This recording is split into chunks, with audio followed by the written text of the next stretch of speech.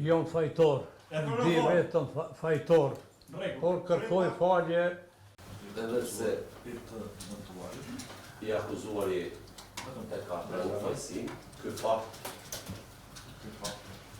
nuk mund ta minimizoj rrezikshmërinë e kësaj vepre penale, kur kemi parasysh autoritetin e zotit Mucati, i cili përfaqëson institucionin më të rëndësishëm mbi bazën e cilit funksionon edhe vetë Republika e Kosovës. Pranimi i fajësisë mund të konsiderohet si rrethon lehtësuese, por nuk mund të zbej peshën e kërcënimit, përmbajtjen e tij dhe pasojat që i ka shkaktuar te secili veterani i ushtrisë shërbëtare të Kosovës, tek familjarët e tanë të dëmtuarit zotit Mucati, dhe të qytetarëve tjerë të Republikës së Kosovës. Për të aprovuar këtë pranim të fajësisë, kërkojmë nga akuzuari të na sqarojë në mënyrë tepër objektive se kush e ka shtyr në bën një postim të tillë, kaq denigrues.